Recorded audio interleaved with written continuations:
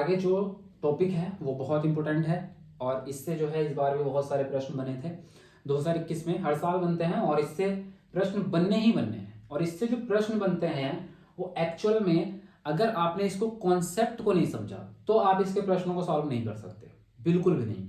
क्योंकि ये जो अभी अगर हम बात करें पिछले वाले कॉन्सेप्ट की, तो हमने बात की, आपसे अगर प्रश्न पूछ लिया कि सबसे संवेदनशील अवस्था विकास की कौन सी होती है, तो आप बता दोगे किशोरावस्था होती है।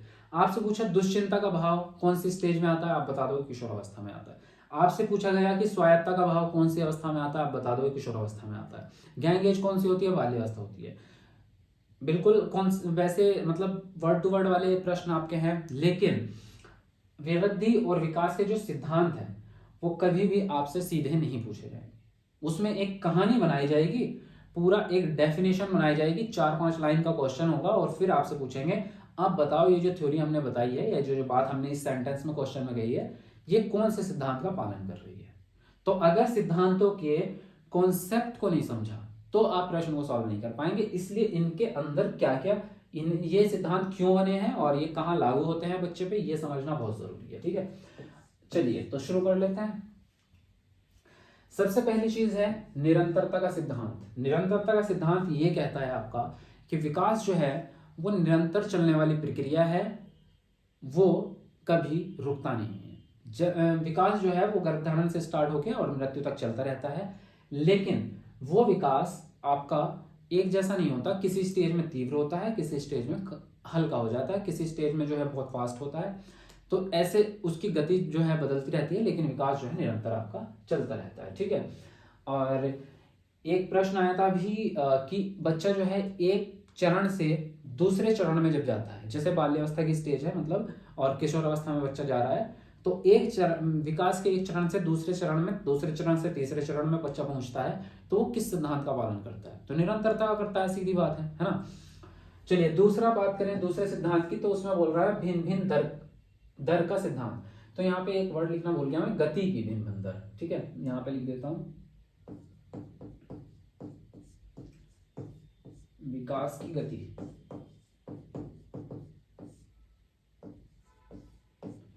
विकास की गति की भिन्न भिन्न दर का सिद्धांत, यानी कि जो विकास की गति है उसकी दर जो है वो भिन्न भिन्न होती रहती है, मतलब अलग अलग होती रहती है अलग अलग स्टेज में। जैसे हम बात कर रहे हैं शेष अवस्था में विकास जो है वो सबसे तेज गति से होता है। उसके बाद में जब बच्चा बाल्यावस्था में प्रवेश करता है, उत्तर बाल्यावस्था में 6 वर्ष का, तो बच्चा का विकास जो है वो थोड़ा सा स्लो हो जाता है। उसके बाद में जैसे बच्चा किशोर अवस्था में एंटर करता है तो उसका विकास फिर तीव्र गति से होता है। लेकिन जैसे किशोर अवस्था का एंड आता है और वयस्क अवस्था से पहले की स्टेज है, उस स्टेज में फिर से विकास जो है वो धीमा हो जाता है। तो ये क्या कह रहे हैं कि सभी बच्चे का विकास जो है उसकी गति उम्र के हिसाब से या स्टेज के हिसाब से कभी घटती है कभी बढ़ती है, कभी घटती है कभी बढ़ती है। एक तो ये है इसका मतलब इस सिद्धांत का। उसके अलावा एक और है, ये तो हुआ सिंगल बच्चे में। अगर हम 2 बच्चों को ले लें एक साथ, तो उनमें क्या होता है कि एक ही उम्र के समान बच्चे, मान लीजिए 6 साल के बच्चे हैं, 2 बच्चे हैं, तो उनमें हो सकता है एक का विकास कम हो और एक का विकास ज्यादा हो। तो यहाँ पे क्या हुआ, इसका मतलब यह है कि उनकी गति में अंतर है। एक बच्चे का विकास स्लो हुआ है और एक बच्चे का विकास फास्ट हुआ है। इसलिए एक बच्चा जो है 6 साल की उम्र में बड़ा लग रहा है और दूसरा बच्चा 6 साल की उम्र में ही छोटा लग रहा है। तो उनकी गति जो है वो अलग अलग है। फिर जब हम 3 साल के बाद उनको देखेंगे तो हमें लगेगा कि जो बच्चा छोटा था वो अब पहले वाले से ज्यादा बड़ा लगने लगा है और पहला वाला छोटा लगने लगा है। तो अब क्या हुआ है कि दूसरे वाले बच्चे की स्पीड जो है, गति जो है वो बढ़ गई है, और दूसरे वाले जो पहला वाला बच्चा था उसकी ये गति जो है पहले से कम हो गई है। तो यहाँ पे 2 बच्चों में भी डिफरेंस होता रहता है। एक ही एज में, समान एज में विकास अलग अलग स्टेज पे हो सकता है। 2 बच्चों में, 3 बच्चों में, 10 बच्चों में, उनकी सबकी गति जो है वो भिन्न भिन्न हो सकती है। ठीक है, तो ये 2 चीजें हैं इसकी गति के हिसाब से। आगे अगला जो है सिद्धांत वो है आपका विकास क्रम की एक रूपता। तो विकास क्रम का क्या मतलब है, मतलब क्रम मतलब ये है कि विकास का एक क्रम होता है। जैसे फॉर एग्जाम्पल, जैसे बच्चा पैदा हुआ तो बच्चे का जो है अपने शरीर पर कोई कंट्रोल नहीं होता, किसी भी अंग पे नहीं होता, न सर पे, न कमर पे, न पैरों में, न हाथों में। बच्चा जो है बिल्कुल ऐसा होता है, मतलब कि किसी भी चीज पे कोई कंट्रोल नहीं है। फिर बच्चा धीरे धीरे अपनी गर्दन संभालना सीखता है। फिर बच्चा क्या है, धीरे धीरे अपनी कमर को संभालना सीखता है और बैठना सीख जाता है। ठीक है। पहले सहारे से बैठता है, फिर बच्चा खुद से बैठने लग जाता है। फिर बच्चा जो है किसी भी चीज को पकड़ के, चेयर हो गई या टेबल हो गई या बेड हो गया, उसको पकड़ के बच्चा खड़ा होना सीख जाता है। फिर बच्चा चलना सीख जाता है। अब इसके बीच में एक स्टेज और आती है, खड़े होने से और बैठने के बीच में स्क्रॉलिंग, यानी कि घुटनों के बल चलना। तो वो जो घुटनों के बल चलना है वो हर बच्चे में नहीं आती। एक्चुअल में ऐसा होता है कि सभी बच्चों में 100 में से 100 बच्चे स्क्रॉल नहीं करते। कुछ बच्चे ऐसे होते हैं जो डायरेक्टली चलना सीखते हैं, मतलब खड़े होना सीखेंगे बैठने से और फिर चलना सीख जाएंगे, उन्हें स्क्रॉलिंग की आदत नहीं होती। ऐसा पाया जाता है, कम बच्चों में होता है लेकिन होता है, क्योंकि मेरे घर में हुआ है। मेरे भतीजा था तो उसने स्क्रॉलिंग नहीं की थी, वो डायरेक्टली चलना सीख गया था। तो कहने का मतलब यहाँ पे हम क्रम की बात कर रहे थे। तो ये जो एक क्रम है कि पहले बच्चा गर्दन को संभालेगा, फिर बैठना सीखेगा, फिर चलना सीखेगा, फिर भागना सीखेगा। तो इस दुनिया के इंसान के हर बच्चे के विकास का यही क्रम होगा। इस पूरे पृथ्वी पर जितने भी इंसान के बच्चे हैं, मनुष्य के बच्चे हैं, उन सभी का क्रम यही होगा। ऐसा कभी नहीं हो सकता कि कोई बच्चा बैठना ना सीखा हो और चलना सीख गया हो, ऐसा कभी नहीं हो सकता। तो ये होता है एक विकास क्रम की एक रूपता का सिद्धांत, और यही होता है सभी प्रकार के विकास में। जैसे हम बात करें भाषा विकास की, तो पहले बच्चा जो है सिर्फ चिल्लाता है, आवाजें निकालता है, कूइंग बोलते हैं उसको। आवाजें यानी कि पहले तो रोना आता है, रोने के बाद कूइंग आता है, फिर उसके बाद में बच्चा जो है बबलिंग स्टार्ट करता है, यानी कि छोटे छोटे व्यंजन और स्वर और व्यंजन वाले जो शब्द होते हैं, जैसे ब, म, प, इस तरह के वर्ड को बोलना स्टार्ट करता है और रिपीट करता है बार बार, तो उसको बबलाना कहते हैं। उसके बाद में फिर दो शब्दों वाले क्या बोलते हैं उनको, इस तरह के दो अक्षरों वाले शब्द बच्चा बोलना स्टार्ट कर देता है। फिर वाक्य विन्यास बोलना स्टार्ट करता है, फिर बड़ी बड़ी बातें करने लग जाता है। तो ये जो एक क्रम है भाषा विकास का, तो इस दुनिया का हर बच्चा इसी क्रम को फॉलो करेगा। इस क्रम के बिना इसको छोड़ के बच्चा फॉलो नहीं कर सकता। तो इसलिए हम कहते हैं कि विकास क्रम में एक रूपता होती है सभी बच्चों के। इसके अलावा अगर हम बात करें अलग प्रजातियों की, तो जैसे बकरी का बच्चा होता है, तो सभी बकरी के बच्चों का विकास एक ही क्रम में होगा। भैंस का बच्चा होगा तो भैंस के, जिस दुनिया में जितनी भी भैंसें हैं उन सभी के बच्चों का विकास एक क्रम में होगा। जैसे अगर हम बात करें बकरी के बच्चे जो होते हैं, वो जैसे ही पैदा होते हैं तो वो चलना सीख जाते हैं, मतलब वो चलने लगते हैं। ऐसा कभी, जैसे मनुष्य के बच्चे होते हैं वो चलना सीखते हैं 1 साल में, 8 महीने में, 9 महीने में, 12 महीने में, तब वो चलना सीख रहे हैं। लेकिन बकरी का बच्चा है वो पैदा होते ही चलना सीख रहा है। तो सभी बच्चे जो होंगे बकरी के, वो पैदा होते ही चलेंगे, वो क्रम है उनका। ऐसा नहीं है कि पहले बकरी का बच्चा पहले बैठना सीखेगा, फिर खड़ा होना सीखेगा, फिर चलना सीखेगा, ऐसा नहीं है।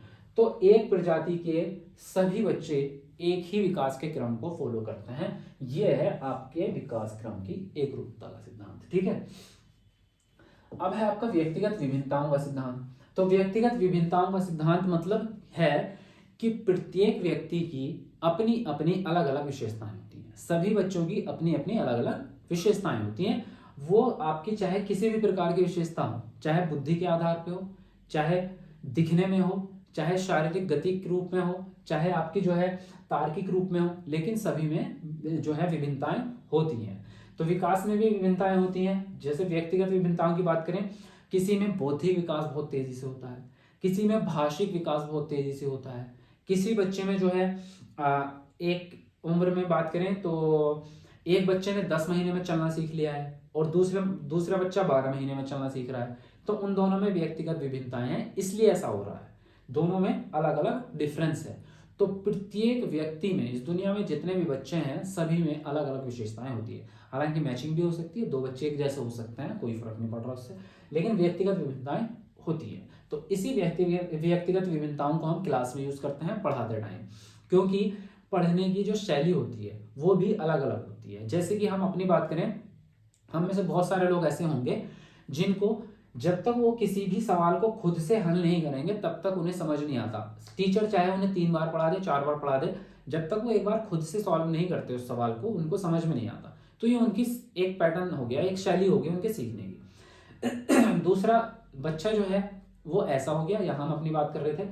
दूसरा ऐसा हो गया कि वो किताब पढ़ता है तो उसको समझ नहीं आता, लेकिन अगर वो उस किताब को देख के एक रजिस्टर में लिखता है, उसको देख के लिख रहा है, देख के लिख रहा है, तो उसको वो चीज़ समझ आ रही है। तो उसकी अलग अपनी शैली हो गई सीखने की।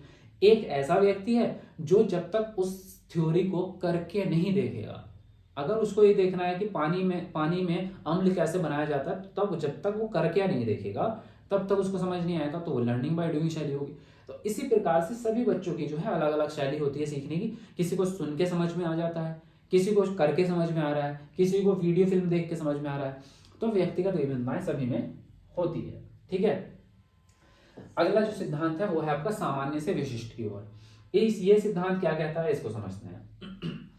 ये कह रहे हैं कि जो विकास होते हैं वो पहले अपना सामान्य रूप प्रस्तुत करते हैं, मतलब बच्चे में सामान्य रूप दिखाई देता है उसका, फिर उसकी विशिष्टता यानी कि वो जो है परफेक्शन की तरफ पहुंचता है, परफेक्ट बनता है बाद में। जैसे जब बच्चा किसी भी चीज को काम करना चाह रहा हो तो सबसे पहले उसका प्रयास जो है उसके माइंड में आता है, मतलब जो मानसिक संरचना की बात की थी हमने, वो मानसिक संरचना उसके दिमाग में बनती है, फिर उसका प्रयास करता है वो, और फिर प्रयास करने के कुछ चरणों बाद उस चीज को करने लग जाता है। फॉर एग्जाम्पल, बच्चे के सामने आपने एक बोतल रखी है या एक खिलौना रख दिया बच्चे के सामने, बेड पे बच्चा लेटा है और खिलौना उसके सामने रख दिया, तो बच्चा क्या करता है, अपने हाथ को झटपटाएगा, उसके पास पहुंचने की कोशिश करेगा, लेकिन अभी उसका विकास उतना नहीं हुआ है कि वो पहुंच पाए। लेकिन क्या है, सामान्य विकास दिख रहा है बच्चे का कि बच्चा उसको पकड़ने की कोशिश कर रहा है। तो ये जो पकड़ने की कोशिश है ये पकड़ का सामान्य रूप है। अब बच्चा क्या करेगा, बच्चा जो है धीरे धीरे जैसे उसके अंग परिपक्व होंगे तो बच्चा उस खिलौने को पकड़ना सीख जाएगा। अब उसमें की जो पकड़ है उसमें भी विशिष्टता आएगी। एक पकड़ सामान्य रूप से वो हुई कि हमने जो है जब बच्चे को खिलौना दिया या एक बोतल दी पानी की या एक तस्वीर दी किसी की, तो बच्चा जो है ऐसे अपने सीने से लगा के और ऐसे पकड़ता है किसी भी चीज को, क्योंकि उसको उंगलियों में उतनी परिपक्वता नहीं आई होती, तो पूरा बच्चा ऐसे पकड़ता है उस चीज को, बोतल को। फिर जब उसके बॉडी में उसके शारीरिक रूप से परिपक्वता आती है तो बच्चा जो है उसको फिर बोतल को ऐसे पकड़ना स्टार्ट कर देता है, ऐसे पकड़ लेता है। फिर जब उसके हाथों में और परिपक्वता आती है तो वो एक पेपर को भी ऐसे पकड़ लेता है। तो ये होता है कि ग्रिप का सामान्य से विशिष्ट को विकास हुआ है।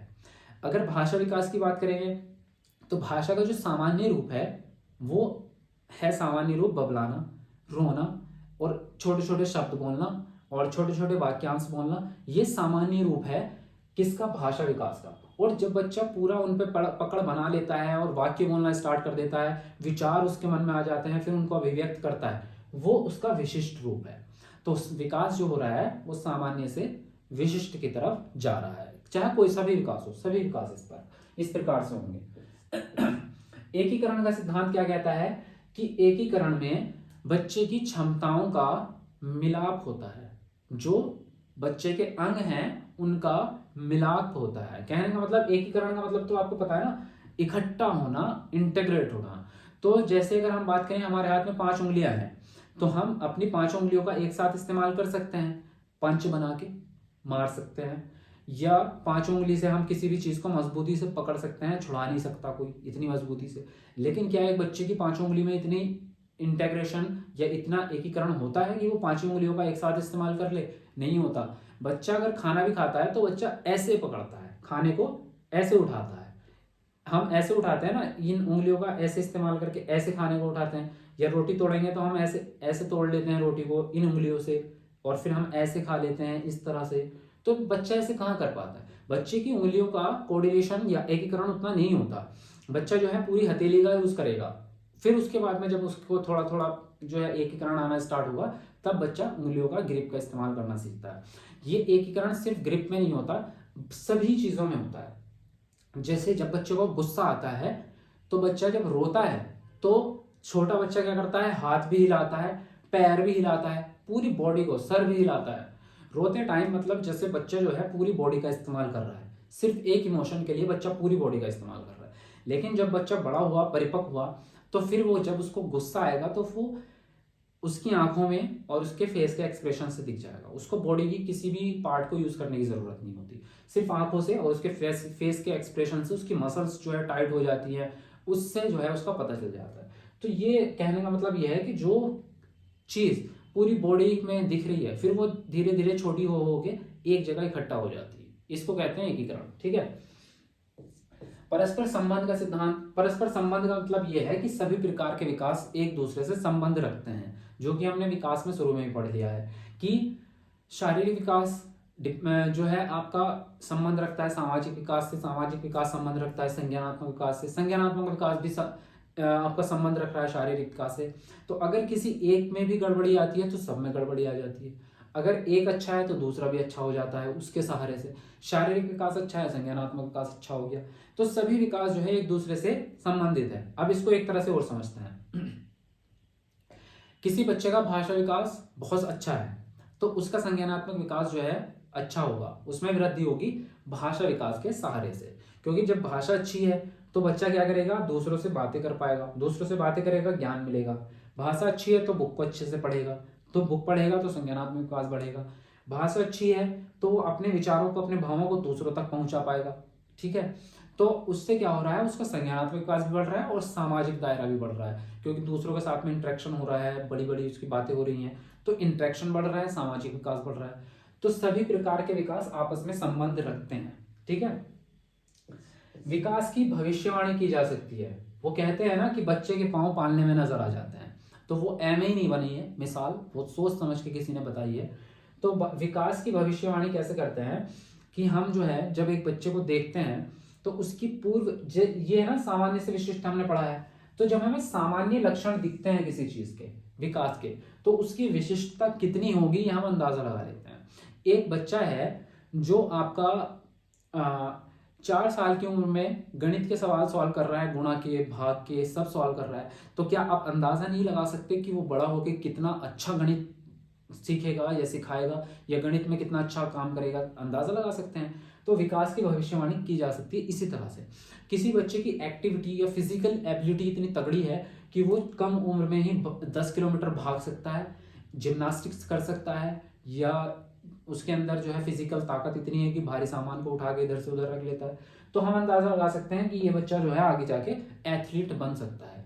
बने ना, लेकिन एथलीट वाली क्षमताएं इसके अंदर रहेंगी।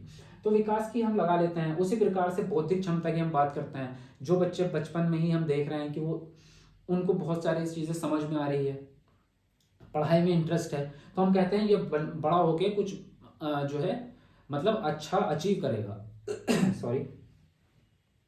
तो हम इस तरह से अंदाजा लगा लेते हैं मतलब विकास का। ठीक है, तो उसी को हम कहते हैं कि विकास की भविष्यवाणी की जा सकती है। अच्छा, इसका स्क्रीनशॉट लेना है, पहले इसका स्क्रीनशॉट ले लो फटाफट से, फिर आगे बढ़ते हैं।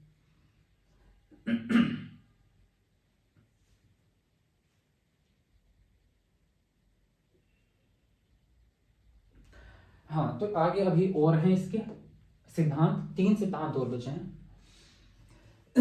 तो पहला सिद्धांत 9th नंबर पे जो सिद्धांत है वो है आपका दिशा का सिद्धांत। और दिशा का सिद्धांत मतलब ये है कि जो विकास है उसमें इसको 2 भागों में बांटा गया है।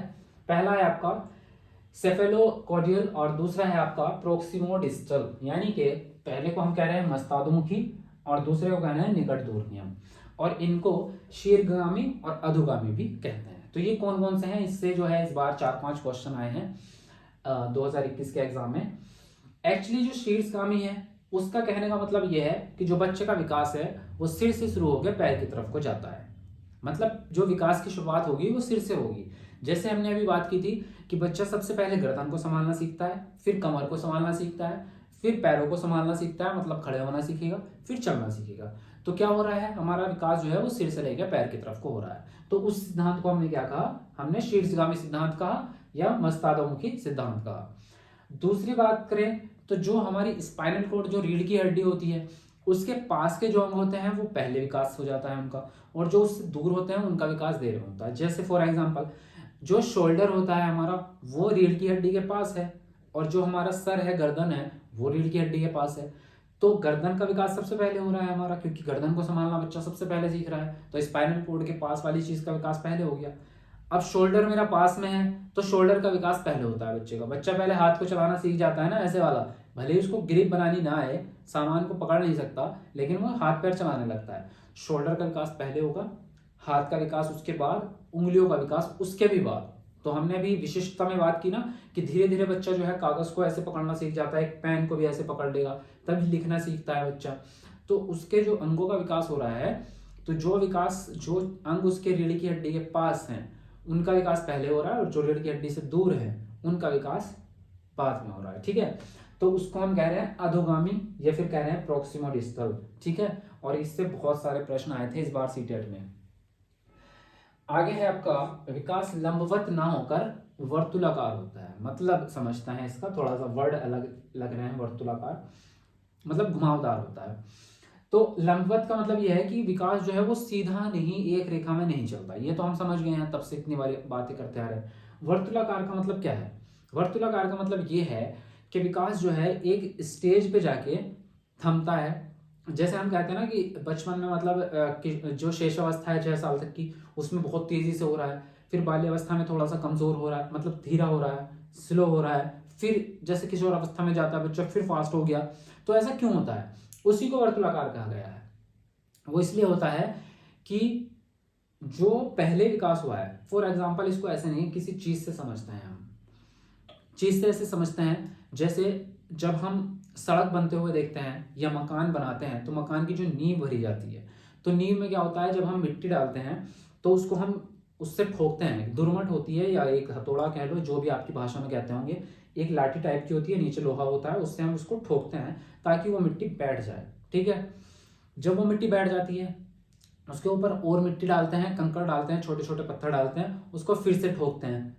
फिर जब वो बैठ जाती है फिर उसके ऊपर एक बार और डालते हैं, ईंट पत्थर मिट्टी सब चीज़ें डालते हैं, फिर ठोकते हैं उसको। तो वो क्या होती है, जो उसकी 4-5 परतें हमने बनाई हैं वो सब की सब जो है वो मजबूत हो गई हैं, वो आपकी जो है बैठ गई हैं और मजबूत हो गई हैं। अब उसके ऊपर जब आप मकान बनाएंगे तो वो आपका मजबूत रहेगा। लेकिन अगर आप करते हैं ऐसा कि आप उसको ठोकते नहीं और आप जो है 1 बार 2 बार 3 बार 4-5 परतें बनाई और वो इतना मोटा हो गया परतें बन के, तो अगर आप उसको अब ठोकने की कोशिश करेंगे ऊपर से, तो वो कभी भी इस लेवल पे नहीं आ सकती। उसके ऊपर की परत तो ठुक जाएगी लेकिन नीचे से वो खोखली रह जाएगी, कमजोर रह जाएगी। तो यही सेम कॉन्सेप्ट अब हम यहाँ पे लाते हैं। बच्चे का जो विकास हुआ है 6 साल तक का, उस विकास के ऊपर विकास होने के लिए जरूरी है कि उस विकास को थोड़ा सा परिपक्व हो जाना चाहिए। जैसे कि उसकी जो मसल्स हैं, जो उसकी मांसपेशियां हैं, जो उसकी हड्डियां हैं, वो मजबूत नहीं है। तो अगर उसका विकास और हुआ, यानी कि उसकी लंबाई एकदम से 1 फुट और बढ़ी और 5-10 किलो वजन और बढ़ा, तो उसकी हड्डियां कमजोर टूट जाएंगी। समझ पा रहे हो इस चीज को? उसके और वजन संभालने के लिए उसको उस जो मसल्स और जो मांसपेशियां जो हड्डियां हैं उसको मजबूत होना जरूरी है। तो विकास जो है एक एक एक स्टेज पे जाके थोड़ा सा थमता है और जो पहले वाला विकास हुआ है उसको मजबूत बनाता है, ताकि जो नेक्स्ट विकास होगा उसको वो थाम सके। अब समझ ली कहानी? समझ में आ रही है आपकी? कि पहले 6 साल तक उसका विकास तेजी से हुआ, फिर 2-3 साल थोड़ा सा स्लो हुआ और पीछे वाले विकास को परिपक्व किया उसने, फिर उसके बाद में विकास तेजी से हुआ, फिर उस विकास को परिपक्व किया उसने। तो इसको हम कह रहे हैं कि विकास वर्तुलाकार होता है। ये होता है वर्तुलाकार। इसको समझ सकते हैं आप, कई तरीकों से समझ सकते हैं आप। बॉडी बिल्डिंग अगर आपने की है, कभी जिम वगैरह गए हो, तो उसमें भी ऐसा होता है। जब हम जिम जाते हैं तो हमारी मसल्स जो है वो पहले महीने में 2 महीनों में बहुत जल्दी ग्रो होती है। हमारे ऊपर इतना जल्दी असर होता है, हमें लगता है बॉडी तो हमारी तो 4 महीने हम बॉडी बिल्डर बन जाएंगे, लेकिन असल में ऐसा होता नहीं है। 2 महीने बहुत फास्ट रिकवरी होती है, हमारी मसल्स दिखने लगती हैं। फिर 2 महीने के बाद हमें लगता है यार अब कुछ पता नहीं चल रहा है, मतलब अब मसल्स बढ़ नहीं रही है, शेप नहीं आ रही है, क्या हुआ कि हम मेहनत भी पूरी कर रहे हैं, खा भी सही रहे हैं डाइट, लेकिन फिर भी मसल्स बढ़ क्यों नहीं रही है? एक्चुअल में ये होता है कि जो आपने ग्रो की है मसल्स वो अभी कच्ची हैं। जब नई मसल्स आई हैं उनको मैच्योर होने में टाइम लगेगा, तो वो रिस्पॉन्स देना कम कर देती हैं उन मसल्स को। ये हमारी बॉडी का अपना फंक्शन है, इस पे आपका कंट्रोल नहीं है। आपको अपना फंक्शन, बॉडी अपने आप को रिकवर करना, अपने आप को सेफ रखना जानती है। वो अलग बात है, आप इंजेक्शन लेके बाहर से या करना नहीं चाहिए। बॉडी बिल्डिंग में आजकल बहुत चीजें हो रही हैं, वो फिर ओवर ग्रो कर देते हैं, लेकिन उससे बहुत नुकसान हो जाते हैं। ठीक है, चलिए आगे है आपका कि वंशानुक्रम एवं वातावरण का संयुक्त परिणाम होता है जो विकास होता है। तो ये सब आपने पढ़ रखा है कि वंशानुक्रम से जो भी विशेषताएं मिलती हैं उनका विकास वातावरण में होता है, तब जाके दोनों की अंतःक्रिया से विकास जो है बेहतरीन परिणाम तक पहुंचता है। ठीक है,